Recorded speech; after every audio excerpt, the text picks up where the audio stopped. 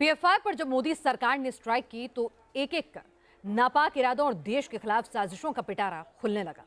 और इसी सिलसिले में अब हुआ है एक और बड़ा खुलासा, जिससे पता चला है कि पीएफआई का एक मॉड्यूल देश में 26/11 जैसी साजिश को अंजाम देने की फिराक में था। और इस साजिश के निशाने पर थे यहूदी और अहमदिया समुदाय के लोग।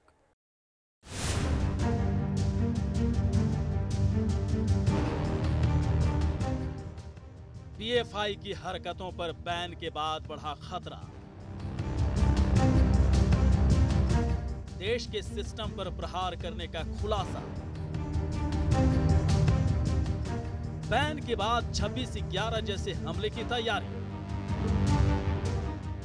हिंदुस्तान को बर्बाद करना चाहता था पीएफआई।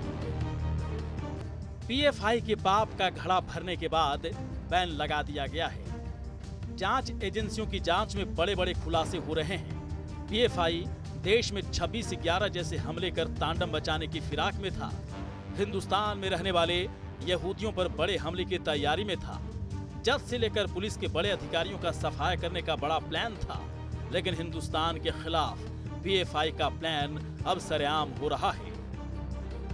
पीएफआई पर हुई सबसे बड़ी स्ट्राइक और पीएफआई पर बैन लगने के बाद पीएफआई मामले में जांच लगातार जारी है। जो सदस्य गिरफ्तार किए गए हैं, जो कैडर पीएफआई का वॉलंटियर्स और पदाधिकारी गिरफ्तार किए गए हैं, उनसे पूछताछ और साथ ही साथ जो इलेक्ट्रॉनिक उपकरण उनके पास से बरामद हुए हैं, उससे जांच में कई बड़े खुलासे हुए हैं। पीएफआई पर बैन के बाद इसकी असली हकीकत सामने आ रही है। कैसे हिंदुस्तान के अलग अलग हिस्सों में पीएफआई की बड़ी साजिश रची जा रही थी। हिंदुस्तान के सिस्टम को हिला देने की फिराक में लगे थे। साजिश बहुत ही खतरनाक और गुपचुप बनाई जाती थी और उसी में से एक नाम सामने आया है अंसार उल खिलाफा का। अंसार उल खिलाफा संगठन में केरल के सदस्य हैं। मुस्लिमों पर अत्याचार के खिलाफ यहाँ पर रणनीति बनाई जाती है। यहूदी अहमदिया मुसलमानों पर हमला करने का टारगेट दिया गया था। अंसार उल खिलाफा आईएसआईएस का मुखौटा संगठन माना जाता है। 26/11 जैसे हमले को अंजाम देने की साजिश कर रहा है। बैन के बाद भी पीएफआई अपने नेटवर्क का इस्तेमाल कर रहा है और आईएसआईएस के स्लीपर सेल को हिंदुस्तान में रेगुलेट कर रहा है। टारगेट को तय करने के बाद विस्फोटक और हथियार चलाने की ट्रेनिंग के लिए स्लीपर सेल को तैयार किया गया था।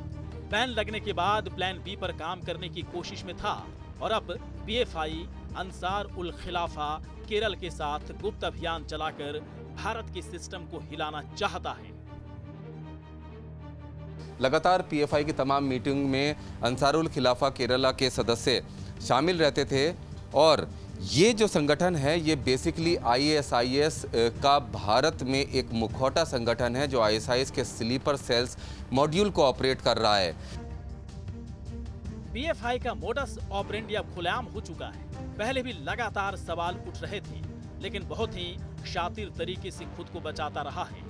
आईएसआईएस में मुस्लिम युवाओं को भर्ती करने पर फोकस किया जा रहा था और इसके लिए द गेट, बाब अल नूर, प्ले ग्राउंड जैसे टेलीग्राम ग्रुप बनाए गए थे, जहां इसमें खुलासा हो रहा है कि टेरर फंडिंग अरब देशों से हो रही है। दिल्ली, मुंबई, हिमाचल, कोडाईकनाल के पटकनल आने वाले यहूदियों और अलग अलग जगहों पर अहमदिया मुसलमानों पर हमला कर हत्या करने की प्लानिंग की गई थी। और यही वजह है कि यहूदियों की धार्मिक जगहों, कबाड़ हाउस और रहने की जगहों की सुरक्षा को बढ़ा दी गई है। इसके लिए ट्रेंड हथियारबंद युवाओं को ट्रेनिंग दी गई थी। साथ ही साथ विस्फोटकों का भी इस्तेमाल किया गया था, जिसमें पीएफआई का कैडर पूरी तरह से शामिल था।